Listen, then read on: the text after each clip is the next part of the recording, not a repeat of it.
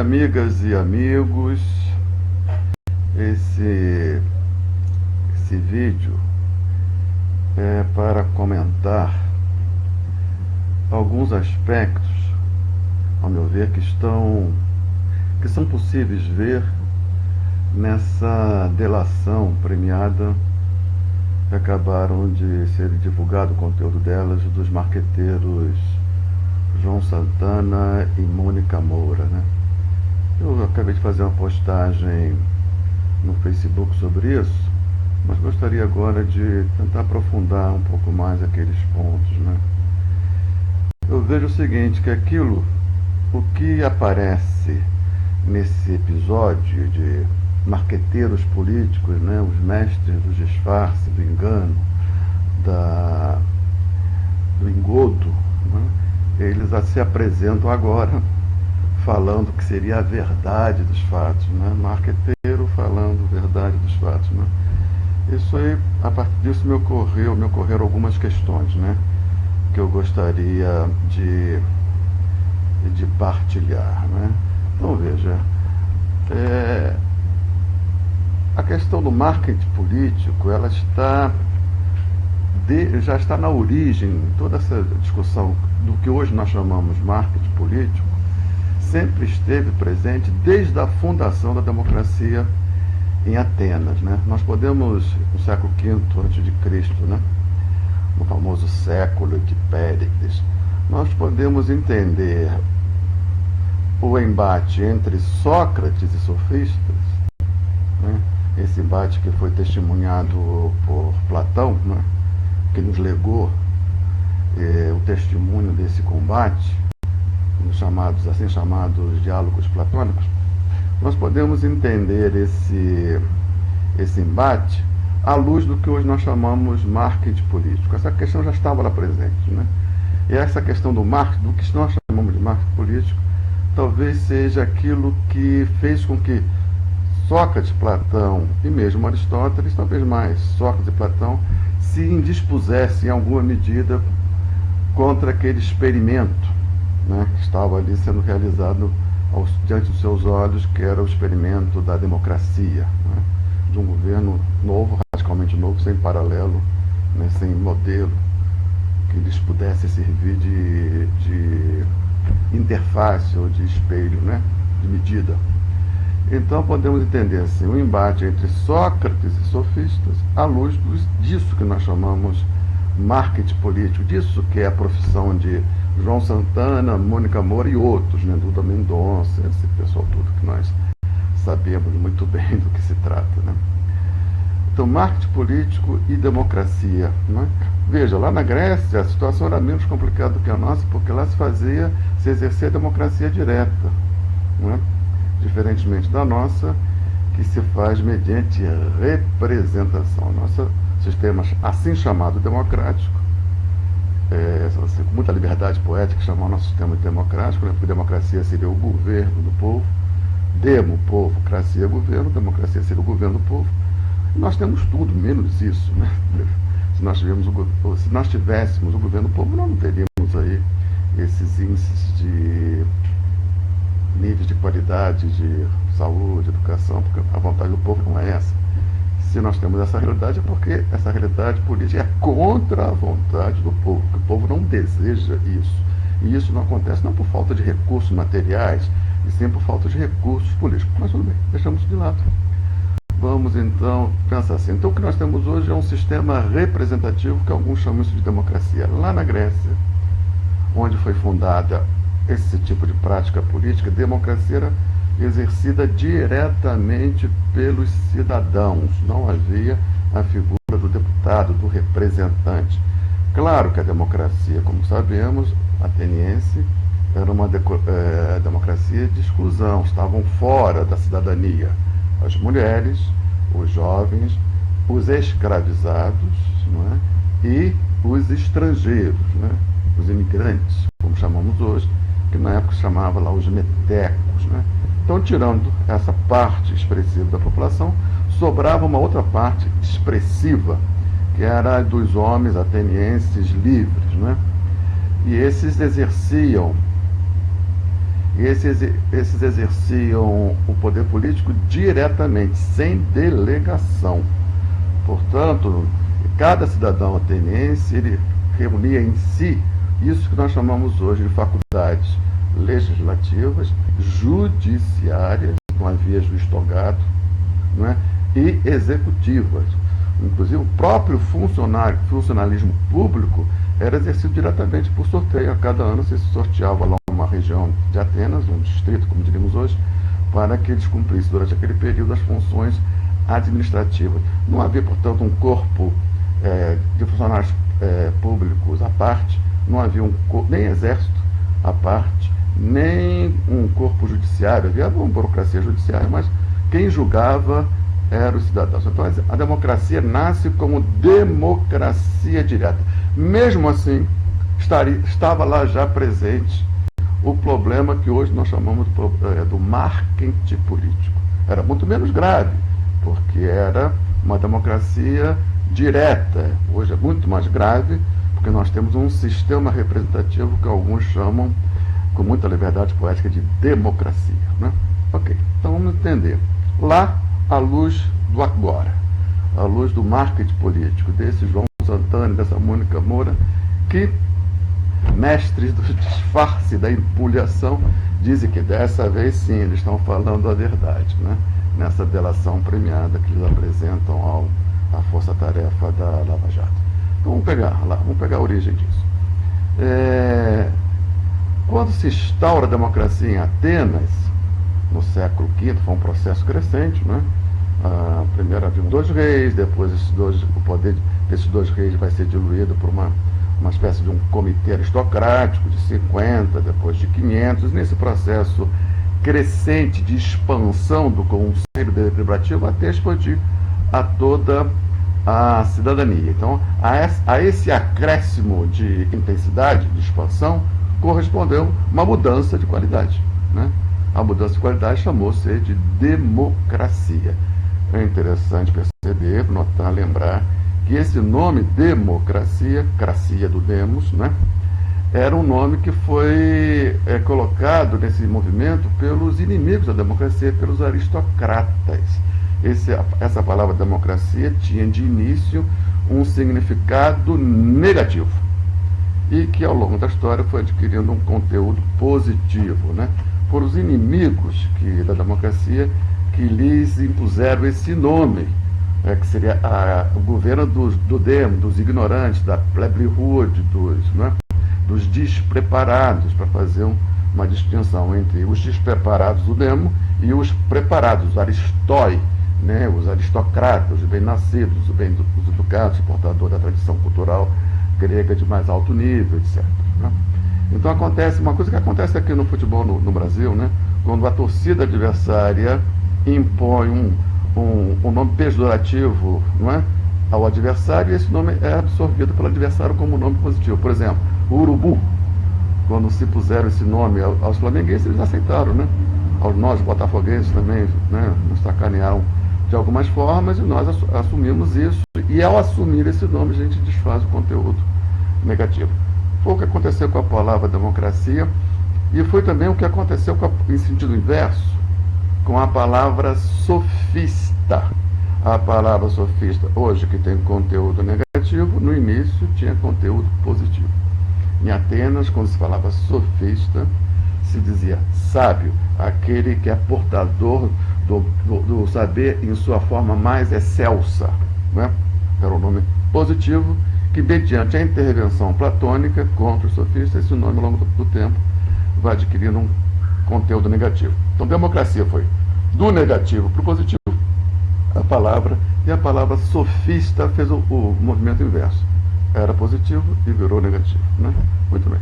Então, o jovem Platão observou, não só ele, toda a Jeunesse dorée de Atenas, observavam esse embate que opôs, um célebre embate, que era um embate público, que opôs Sócrates e os sofistas, né?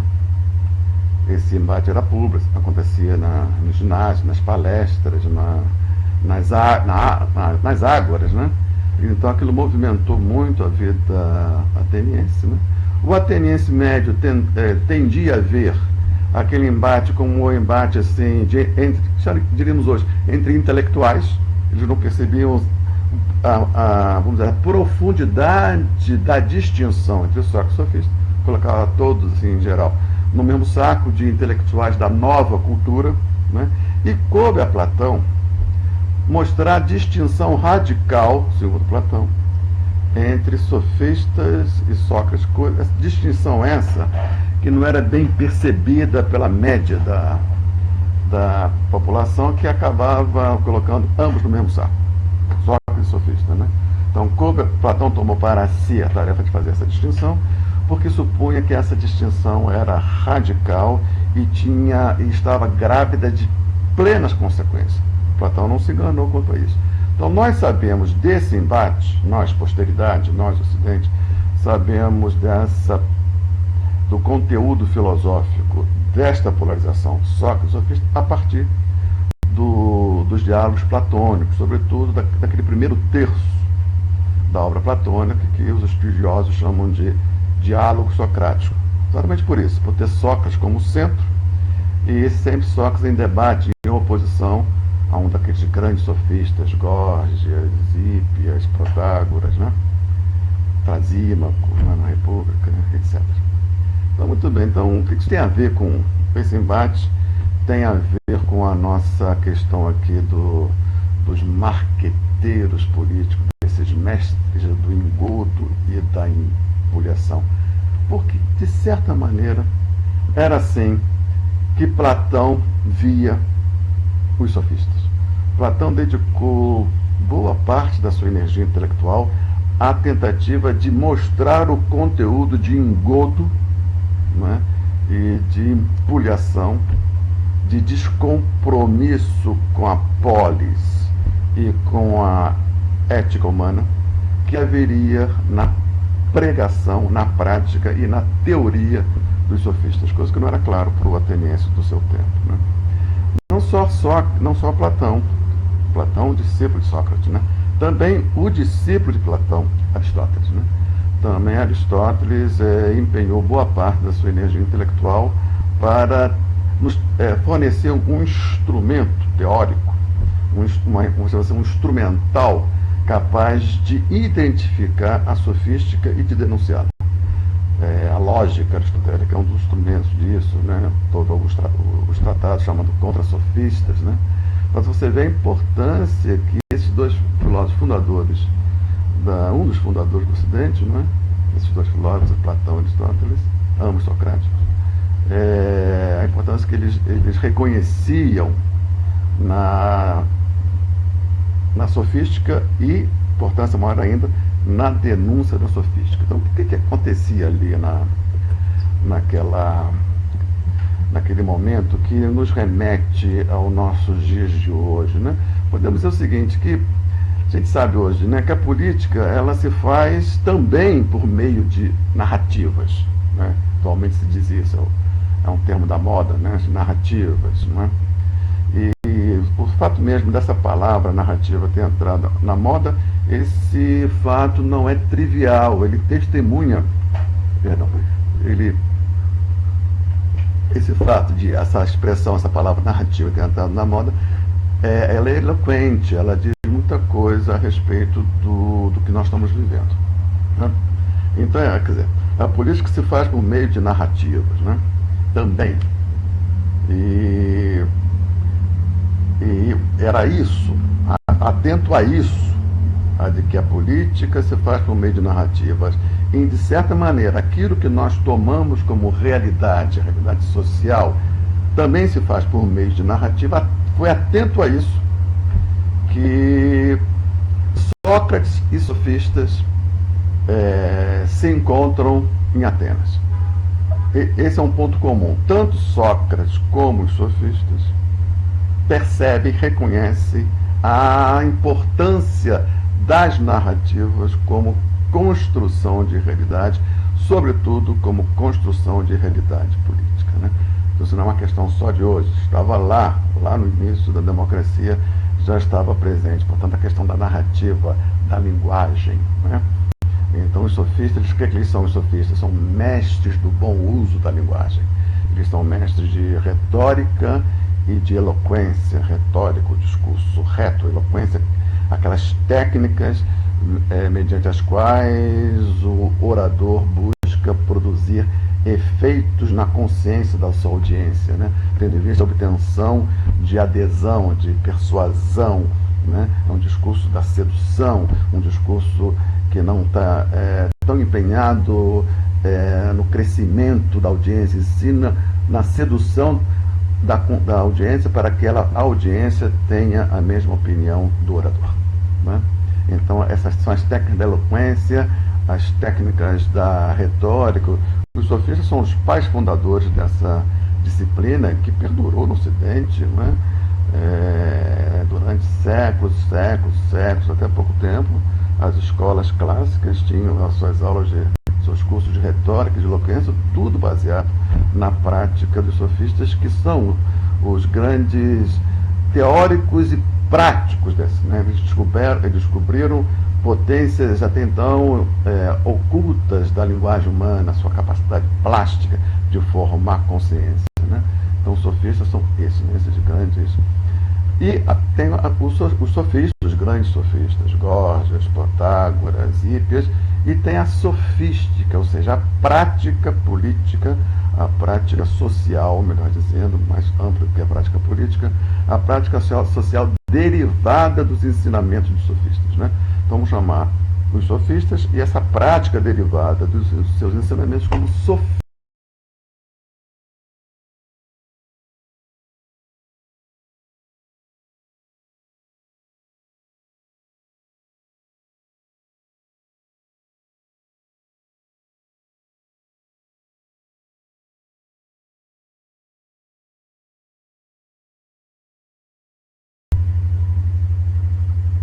Houve uma interrupção, vamos voltar. Então, eu estava falando que era importante a gente distinguir, então, sofista da sofística, né?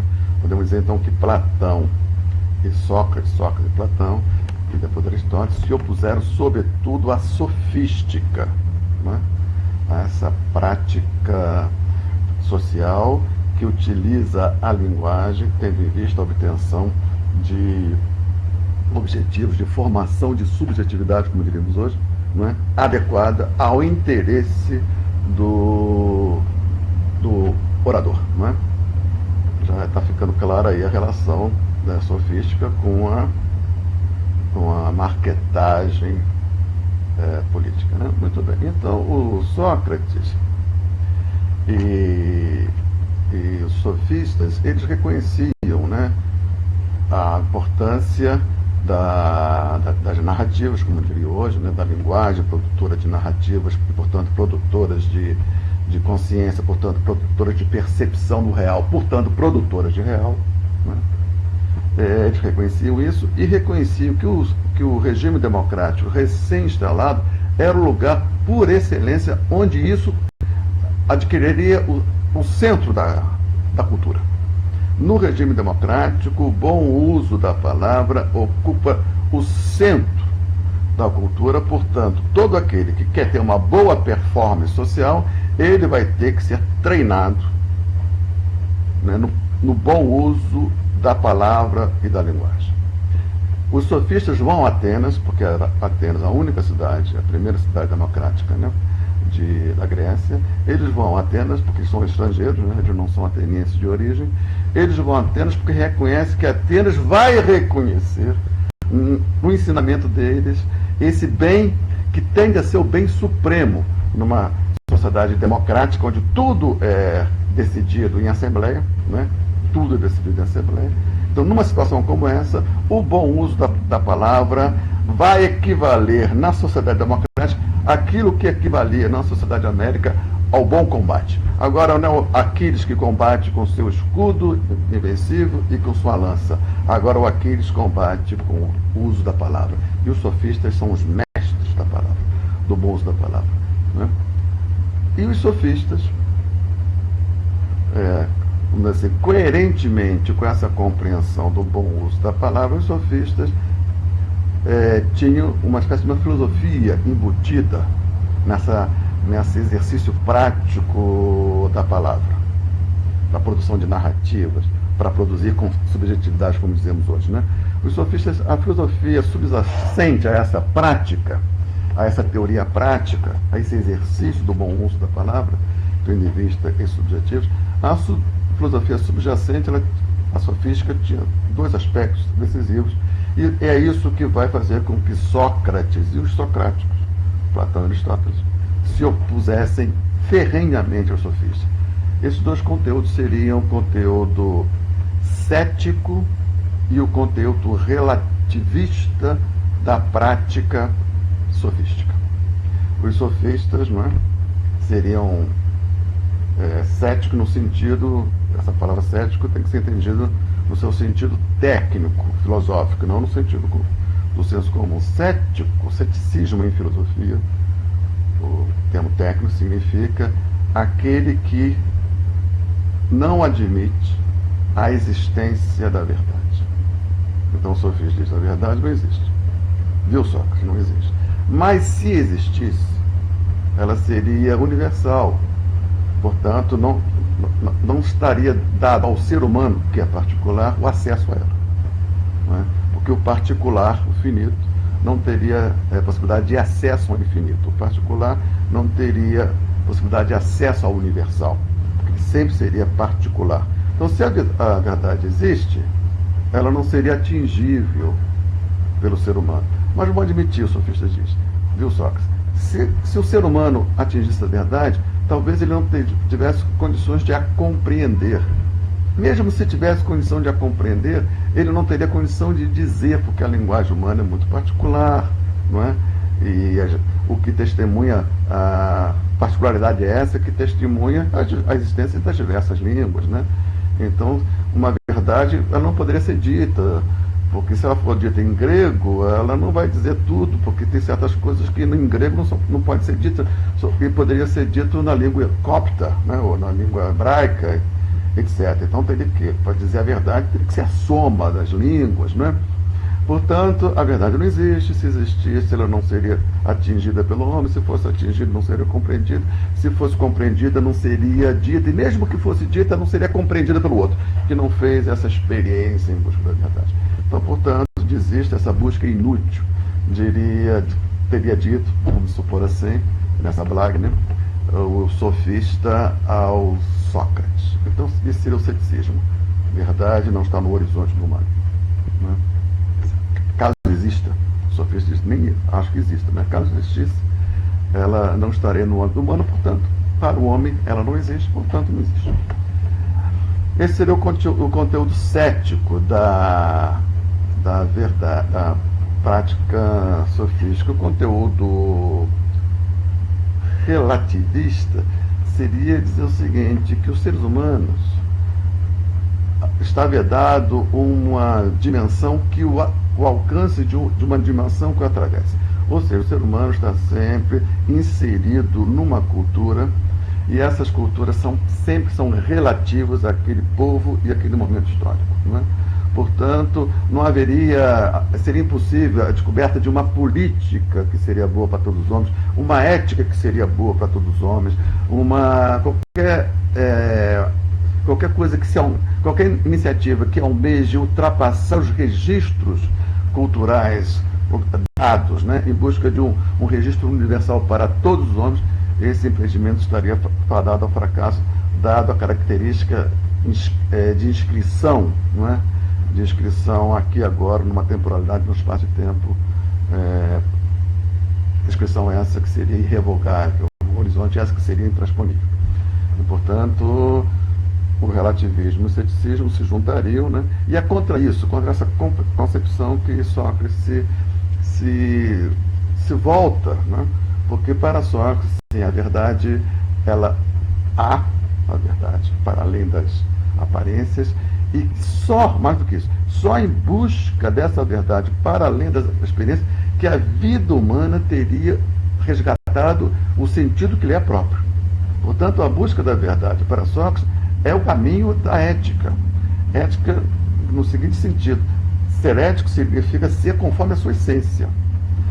E ser conforme a sua essência é aquilo a que todos estamos destinados.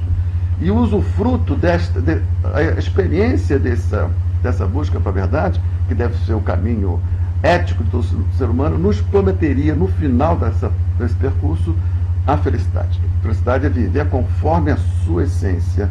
E a nossa essência seria alcançada, ainda que parcialmente, na busca da verdade. Então, a questão da verdade para Sócrates, né? Portanto, a verdade universal, portanto, haveria um comportamento universal. Haveria um bom universal, um bom viver, que não é apenas um bom viver para gregos ou para troianos, um bom viver para os seres humanos aqui, agora e sempre. Né? Então é esse caráter anticético e antirrelativista que vai opor Sócrates aos sofistas, né? E por decorrência Platão aos sofistas, e por decorrência Aristóteles aos sofistas, e por decorrência o Ocidente, porque o Ocidente se fez na vitória de Sócrates contra os sofistas. De certa maneira, então, vai marcar a índole, essa vitória socrática que afirma contra o ceticismo e contra o relativismo a verdade. Essa vitória vai marcar a índole da civilização ocidental. Então, veja. Então, isso é que opõe, né, Sócrates ao sofista. E também, por decorrência, opõe Sócrates sofista o uso da linguagem. Aí voltamos à questão lá do marqueteiro, né? O uso da linguagem. O sofista usa a linguagem, entende a linguagem como esse instrumento de persuasão, de formações de consciência, né? Tendo em vista o interesse do orador. Sócrates, não é? Platão e Aristóteles, vão entender a linguagem no seu sentido de logos, né? Logos, como uma espécie de... A linguagem humana seria o fio de Ariadne, né? Que se você for desdobrando a linguagem, percebendo, não interessado nos efeitos de consciência que ela vai produzir, mas nos efeitos de verdade que ela pode desocultar, não é? Esse deve ser o uso da linguagem, porque a linguagem está comprometida com logos está comprometida com pensamento, logos e pensamentos estão comprometidos com a ordem cósmica. Então a linguagem é o que pode permitir o acesso desse indivíduo particular, contingente, inscrito num espaço, no tempo, portanto totalmente encharcado da sua particularidade, mas ele é dotado de logos. A expressão da linguagem como expressão do pensamento, como expressão do logo. Portanto, ele tem um fio que pode lhe permitir sair da particularidade em busca do universal, né? Então, para Platão, só que Platão e Aristóteles, a linguagem ela é, digamos assim, sagrada, na medida que é a porta de entrada, pode ser a porta de entrada para o universal, para o verdadeiro, né? Quer dizer, o logos aqui ocupa, logos como linguagem, portanto, como expressão do pensamento, e, portanto, como expressão da ordem cósmica, portanto, da verdade, né? Ocupa aqui, nesse ambiente do racionalismo grego, um papel que a fé, lá do outro lado do Mediterrâneo, que a fé vai cumprir, né? A fé, tanto no judaísmo como, posteriormente, no cristianismo, a fé é esse sentimento íntimo, um sentimento íntimo é que pode permitir que esse indivíduo finito, contingente, particular, situado num espaço e tempo, saia dessa finitude e possa experimentar, mesmo que remotamente, mesmo que imperfeitamente, o universal, que seria Deus, né? A fé é o caminho para, ou seja, esse sentimento íntimo que esse particular pode experimentar como parte do universal Deus, né? Esse esquema da fé aqui no racionalismo grego cumprido pela linguagem. Então veja só, o sofista usa esse bem precioso apenas tendo em vista a obtenção de efeitos de consciência, né? O Sócrates não, usar a linguagem como efeito não de produzir consciência, de desfazer, pelo bom uso da linguagem, as más compreensões, as ilusões, toda a névoa que habita o pensamento sem exame, não é? Então aí está, quer dizer, Sócrates e sofistas são totalmente diferentes, E o Platão tentou tornar clara essa distinção no seu diálogo. Ou seja, boa parte da filosofia do Platão se mobiliza para mostrar a distinção radical entre Sócrates e sofistas e as consequências disso, né? Muito bem, então isso estava ali no início da democracia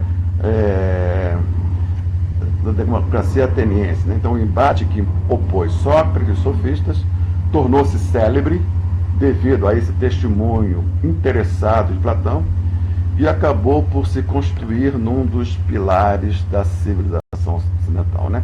Pode-se dizer que Sócrates é o pai da confiança de que uma narrativa verdadeira é possível, e mais que isso, é desejável, enquanto os sofistas seriam os pais da compreensão de que, como dizemos hoje, tudo são narrativas em disputa, né?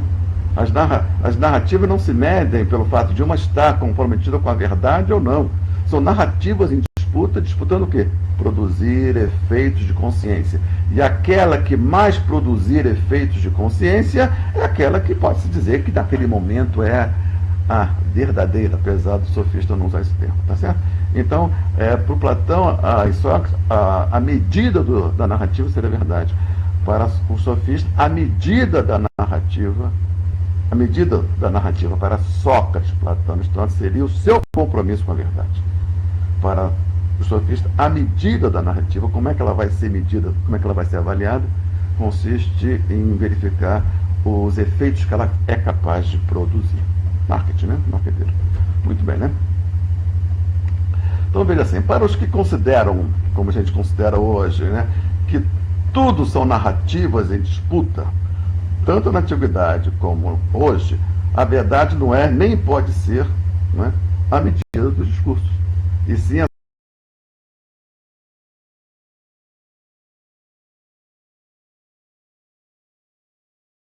verdade dos efeitos desejados, né? Muito bem, então estava lá na antiguidade, está aqui hoje em dia, né? Para Sócrates, né? Vamos pegar Sócrates.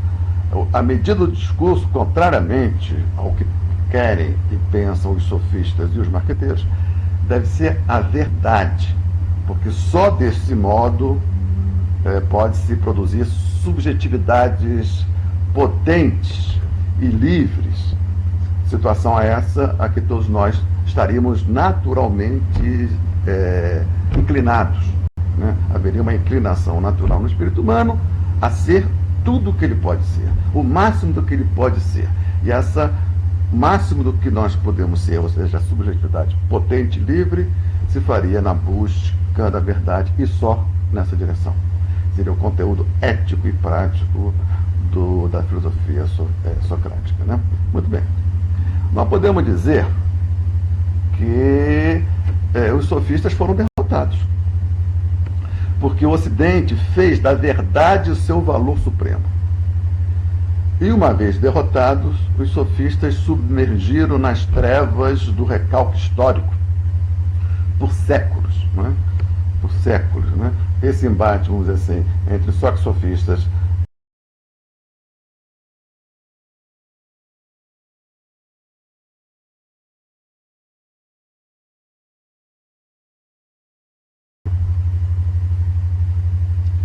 então, voltando ao que caiu aqui, acho que voltou de novo, né? Então, esse embate entre Sócrates e sofistas, de certa maneira, deu empate na Atenas, né? Mas ele foi resolvido com a invasão do Alexandre da Macedônia, acabou com a democracia, acabou com esse debate, né? Mas ele foi legado à posteridade. Ele vai ser legado à posteridade pelo testemunho de Platão, não é? E esse compromisso platônico aristotélico com a verdade vai se somar, vai se associar, melhor dizendo, ao cristianismo, né? Que é essa renovação do judaísmo que iria acontecer séculos depois, né? E vão se encontrar em Roma esse legado já, né, velho de uns 4 séculos do racionalismo grego, logos, discurso, pensamento comprometido com a verdade revelada. Então esses dois conteúdos de verdade vão se amalgamar em Roma e vão produzir aí o cristianismo que vai marcar mais profundamente a índole da cultura do Ocidente, da civilização ocidental. Portanto, a civilização ocidental se faz do valor verdade o valor supremo. Com isso, os sofistas foram jogados, recalcados para as trevas da história. Esse recalque, a gente sabe pelo Freud, né, que todo recalque, né, ele foi recalcado, ele não foi destruído, ele não foi aniquilado. Depois a gente vai ver, ele não foi aniquilado porque não pode ser aniquilado uma dimensão que é essencial à condição humana. Já antecipando, a sofística é essencial à condição humana. Estou dizendo que só ela seja essencial. Estou dizendo que ela também é essencial à condição humana. Então, se ela é essencial à condição humana, uma espécie de um arquétipo, né, ele pode ser recalcado, mas não pode ser aniquilado, e a história mostrou isso. Né? Então, isso que foi recalcado, né, na história do Ocidente, ele retorna. É o retorno do recalcado. Né? Esse retorno do recalcado nós podemos identificar historicamente os primeiros, vamos dizer assim, vagidos desse retorno recalcado, do sofista recalcado, do recalque da sofística. Nós podemos identificar isso, esses primeiros vagidos disso, na sentença de Nietzsche: Deus está morto, Deus morreu, né? Na segunda metade do século XIX. Né? Deixa eu ver aqui uma anotação que eu fiz para retomar um pouquinho, né? Então, veja assim, o que Nietzsche quer dizer com a morte de Deus dentre outras coisas, mas talvez o mais importante, pelo menos por nosso interesse aqui, com a morte de Deus, ele não está propondo, ele estaria reconhecendo uma situação histórica que vai se afirmar gradativamente, situação histórica essa para a qual não há regresso. Diz assim, um hóspede que veio para ficar. A morte de Deus. Né? Que podemos entender como a morte da verdade. Podemos entender como o fim do percurso, do longo percurso em busca da verdade. Né? Essa estrada encontrou o seu fim. E no fim estava a morte de Deus, a morte da verdade. No final da estrada, pela busca da verdade, estava a morte da verdade. Esse seria, assim, em resumo, podemos dizer assim, como Nietzsche entende, dessa forma belíssima e magistral, a história do Ocidente. Nós buscamos aquilo que nós não podíamos encontrar. Mas essa busca não foi inútil, porque nessa busca nós produzimos a civilização do Ocidente. Então não foi inútil, não foi, assim, desprovida de produtividade. Como teria sido o Ocidente sem essa busca? Ninguém sabe. Teria sido pior, teria sido melhor? Isso aí é irrelevante, é inútil, é uma punheta filosófica, assim, nem filosófica, né? Sem o menor sentido.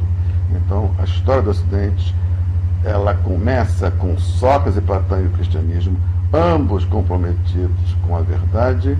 Essa verdade, no primeiro momento, teve um conteúdo filosófico, conceito filosófico. Depois essa verdade vai ter uma outra condução, a religião cristã. Depois ela vai ter o seu terceiro momento de constituição, que é a ciência. E na busca desses três fases da verdade, nessa história da verdade trifásica, ela se encerra quando a própria ciência já não tem condição de se dizer a portador, a via da verdade. Não é? Então, quando eles falam, Deus morreu. Ou seja, aquilo que poderia servir de referência para todos os seres humanos, no espaço e no tempo, para todos aqui e agora, e para todos antes, durante, no passado, no presente e no futuro, isso já não é mais possível, porque todas as vias, todas as abordagens possíveis para a verdade foram experimentadas e todas fracassaram.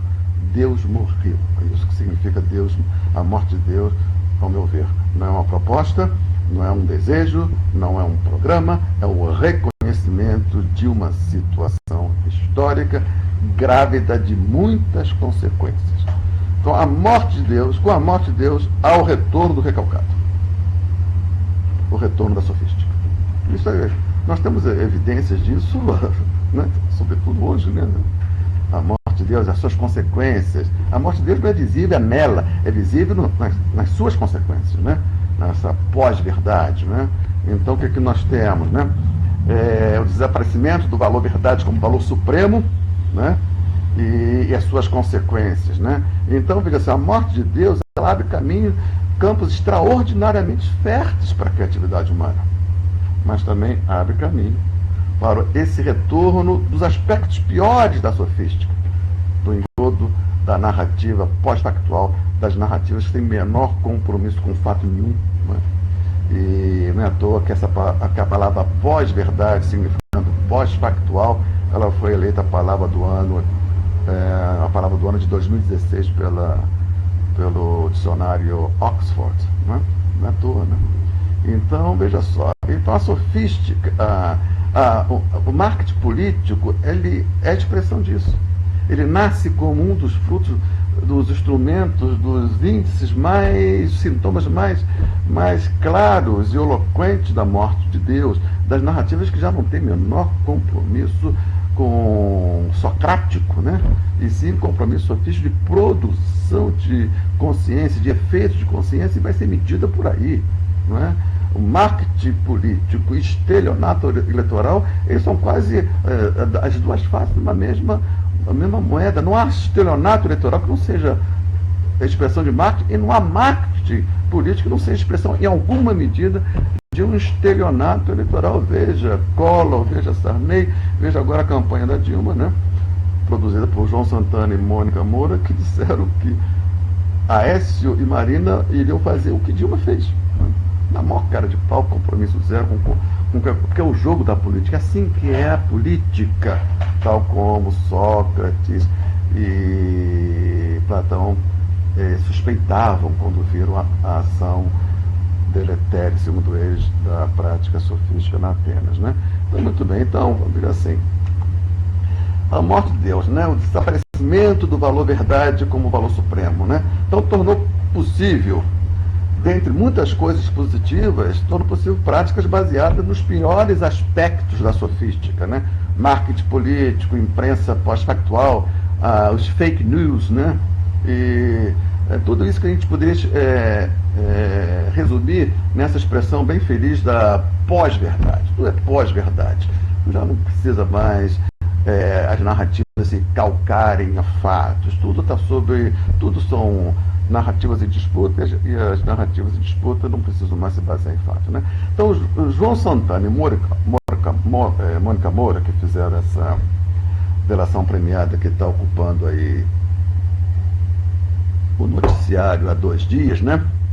Eles, assim, com esses sortilégios de mágicos de circo mambembe, né? Eles produziram, né, a campanha de Dilma passada, que foi um show de estelionato eleitoral, né? O que nos levaria a acreditar que dessa vez eles estão falando a verdade. Eles, os mestres do engodo, não, dessa vez eles estão falando a verdade, né? Mestre do engodo calculado, do engodo, né, que mede, né, profissionais da mentira, baseado no cálculo do frio interesse, de vivem disso, essa é a profissão deles, né? Eles agora não estariam sendo apenas marqueteiros, não viviam, mas marqueteiros de si mesmos. Eu me reservo o direito de colocar essa suspeita, né? Eles são profissionais disso, mas agora não, agora eles estão falando a verdade. É possível falar a verdade? Não. Não são narrativas que vão se construindo tendo em vista a produção de efeitos de consciência, não é isso que eles dizem. Quais são os efeitos de consciência agora? Produzir a demonização da esquerda, produzir a demonização de Dilma, do PT, de Lula e de tudo mais que possa se associar a isso. Projetos nacionais, a esquerda, mesmo aquela esquerda que não é petista, que nunca foi petista. Mas entra tudo de roldão, né? nesse turbilhão da avalanche direitista, do neoliberalismo, que quer retomar a sua agenda desconstrutora do que nos resta de bem-estar social. Não é isso. Não podemos ver assim, sem precisar negar que Lula, Dilma, efetivamente também tem lá os seus maus feitos, né? Que são para mim evidentes. Né? Tudo são produções, tudo é narrativa em disputa, tudo são produções aqui de consciência. Sim, é isso, sim. E nós não temos mais a verdade para nos contrapor mediante a verdade a eles, porque Deus morreu. A gente não vai saber, né, que nunca saberemos se o que João Santana e Mônica Moura dizem são verdade, porque nunca saberemos, né? O verdadeiro e o falso agora eles se interpenetram e se amalgamam, né? Num todo viscoso, colorido, cheiroso, sedutor, né? Tudo se amalgama, tudo é ao mesmo tempo falso e verdadeiro, né? Quer dizer, o Sócrates e os sofistas venceram, mas essa vitória ela não foi cabal, apesar da duração de tantos e tantos séculos. Não foi cabal porque não se pode vencer cabalmente uma tendência do espírito humano, que é a tendência ao ceticismo, a tendência ao relativismo, a tendência a viver no mundo das sombras produzido por narrativas. Isso está no horizonte humano, isso é inescapável. Veio, voltou para ficar. Então, como combater, né, o engodo com outro engodo? Com um discurso que não seja de engodo, mas também que não seja discurso verdadeiro, porque Deus morreu e a verdade não é mais possível. Como?